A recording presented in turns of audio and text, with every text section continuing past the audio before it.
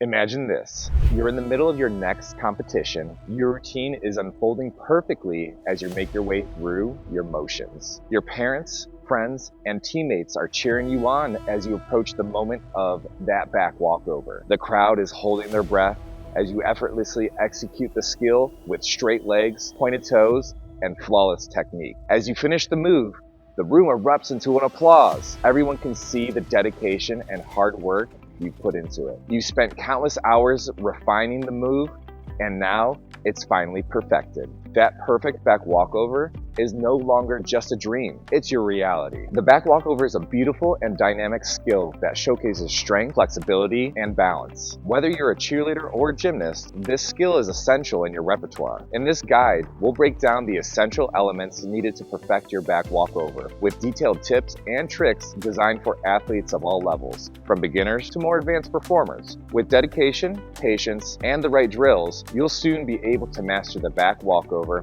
and perform it with ease. Ready to make that vision come true? Let's dive into how you can master the back walkover with these tips and tricks for cheerleaders and gymnasts. Building the foundation with strength and flexibility. Before you can even think about executing a perfect back walkover, it's essential to ensure that your body is ready for the challenge. This skill requires both core strength and flexibility. And without these key elements, you may find the move difficult or even unsafe. Let's dive deeper into why these two components are so important and explore some exercises and stretches that will help you prepare. The key to control the back walkover is a complex movement that demands a great deal of core strength. Your core is not just your abdominal muscles. It includes everything from your lower back to your hips and pelvis. All these muscles work together to help you maintain control and stability during the back walkover, especially as you transition from the back bend to the kickover. Without a strong core, you may find yourself collapsing in the middle of the back bend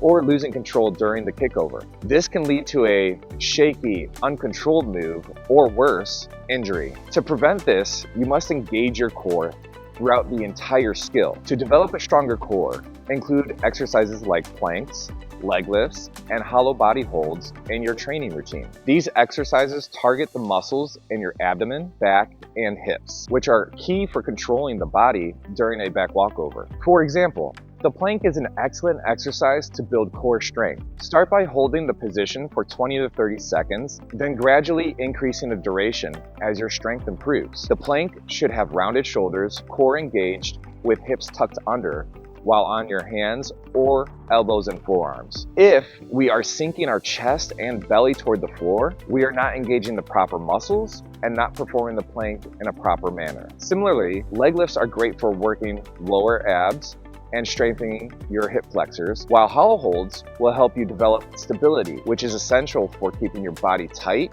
and controlled throughout the movement. Leg lifts should be done with a straight leg and pointed toe. Reps of 10 or more can be done as conditioning, or you can hold your leg lift to help build strength as well. Start with increments of 10 seconds and work your way up. Adding band work as resistance when you feel the leg lift has gotten easier on its own is the next level dedication. Adverse to the hollow hold is the Superman hold. This body position helps strengthen the core muscles in your back. There are 3 key movements we can do with this body position: Superman holds, rockers, and pulses. Superman holds, you want to be able to hold as long as you can, starting with 30 seconds, working your way up in 15-second increments to set goals and see how long you can go. Remember, keep your head neutral so your face is looking at the floor, straight arms by your ears, and straight legs with pointed toes squeezing together when performing this body shape. Superman rockers, you want to rock back and forth as many times as you can while maintaining the strong Superman shape. Set your goal for 20 rockers with 3 sets to start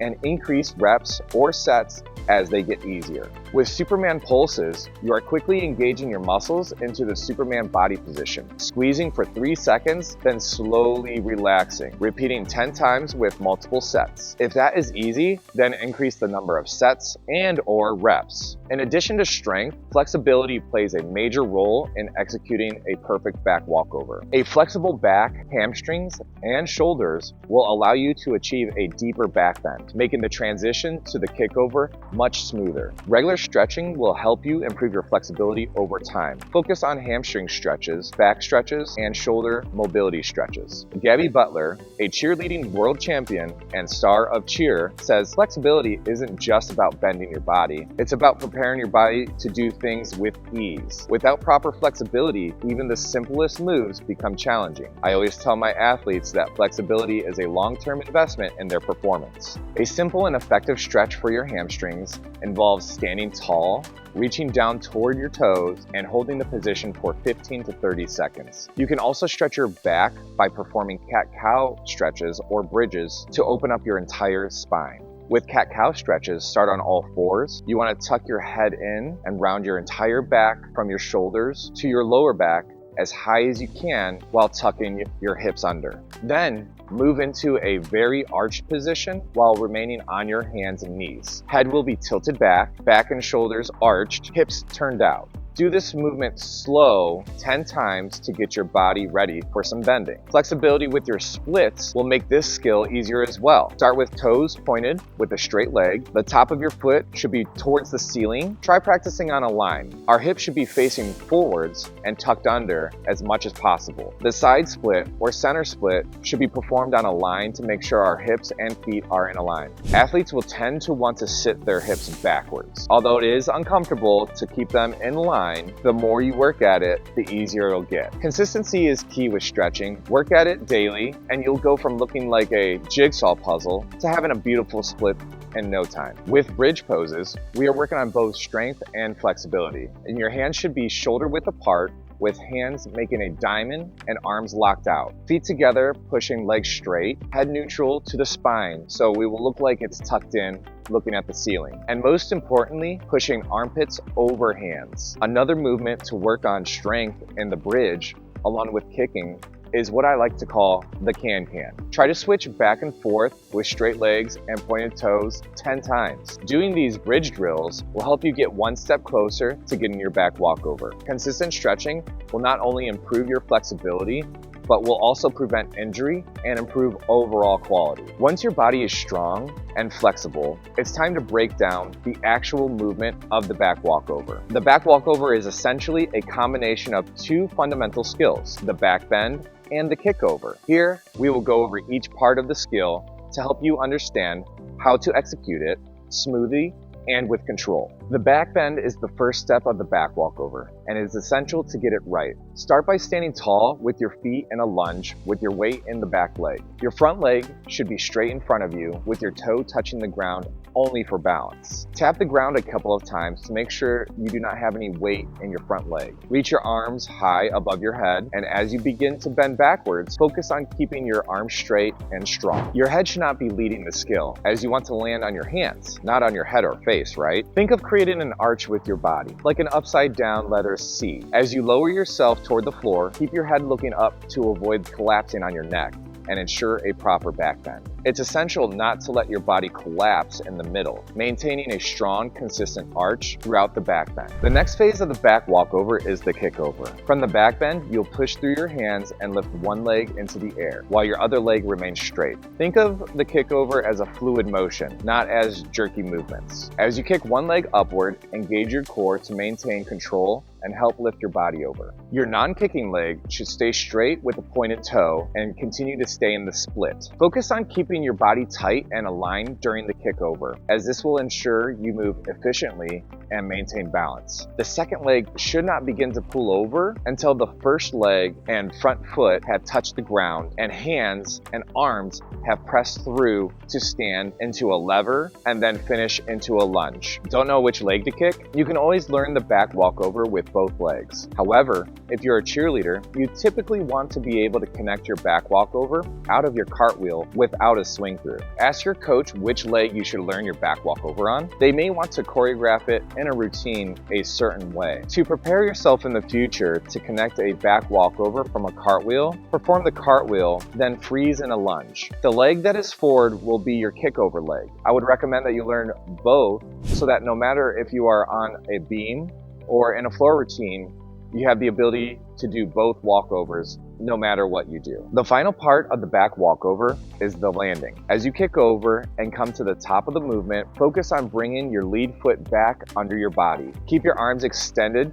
by your ears and engage your core to ensure a controlled landing. We should pass through a lever and not bring the second leg over too soon. Maintaining good posture upon landing is key to finishing the back walkover with grace and control. While technique is crucial, drilling the right movements consistently will help you refine your back walkover. Here are some drills that can aid in perfecting each phase of the skill. First is the bridge down. I like to call them spider walks, or you can do bunny hops as you increase your level of control. Stand about an arm's length away from a wall and perform your back bend with your hands pressing against the wall for support. Walk your hands down the wall to the floor. The weight should feel like you're holding your body in your legs and hips, driving your heels into the ground. You can also hop your hands down with control to perform bunny hops up and down. This drill helps you become comfortable with the back bend and provides stability as you practice the transition to the kickover. You can gradually decrease the distance from the wall as you gain confidence and strength, eventually no longer needing the wall. Our second drill is to specifically work on the transition between the back bend and the kickover. Practice doing the back bend,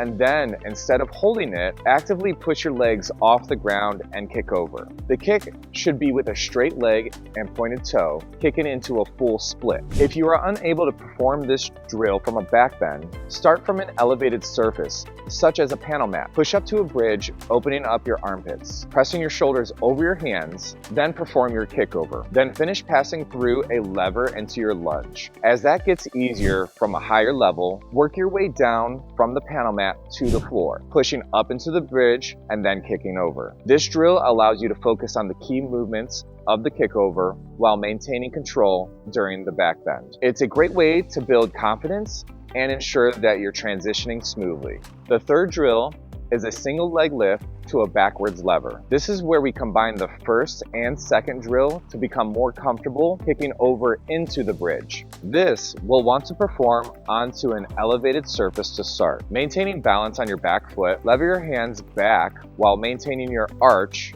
while also lifting your kick leg to an elevated surface. This will be difficult at first because you most likely have never done this movement before, and that's okay. Once comfortable at a wall, then move to a taller mat from the floor, then go to a wedge, and eventually to the floor. Once at the level surface, don't be shocked if you actually kick straight over. If you're training with a coach, ask them to spot you while performing the back walkover. They can help guide your legs and provide support as you kick over, ensuring that you stay safe while working on your technique. I prefer to spot the lower back and hips with one hand and the second leg with my other, so that the athlete has support on the way down and is forced to kick and follow through with their first leg while maintaining a straight, extended leg with their second leg. This kind of spotting is particularly useful for athletes who may still be building confidence in the skill. Number 4, common mistakes and how to fix them. Even experienced athletes can struggle with certain aspects of the back walkover. Here are some common mistakes and tips on how to fix them. Mistake number 1, bent legs during the kickover. It's easy to bend your legs during the kickover, but this can disrupt the flow of the skill. Keep your legs straight and active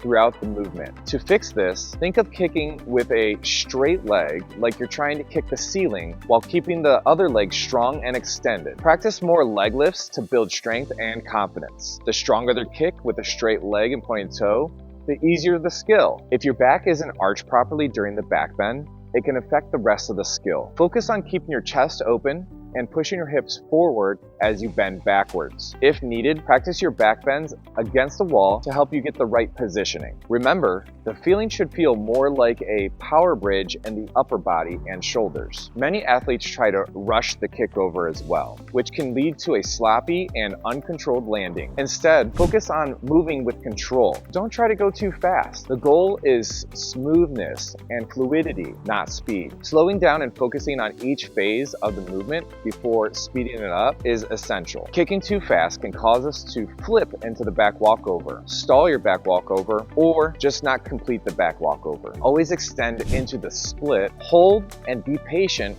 while the movement happens. Mastering the back walkover takes time, patience, and consistent practice. Focus on building strength, increasing flexibility, and drilling each component of the skill. With the right approach and mindset, you'll gradually improve your back walkover and gain the confidence to perform it seamlessly. Remember, the key to a great back walkover isn't about getting it right on the first try, but about refining your technique with each practice. Stay motivated, keep practicing, and you'll soon find that the back walkover is one of your favorite skills in your cheerleading or gymnastics routine. We encourage you to look into a local tumbling or cheerleading facility and observe the techniques being instructed. The right environment can make all the difference in your athlete's progress. Once you have mastered the back walkover, you have a strong foundation to be moving on to back handsprings. Check out our video, 7 Common Mistakes in Your Back Handspring. This is an excellent guide to learn what to do and what not to do when moving it on to the next step in your skill progression. Equip your athlete with the education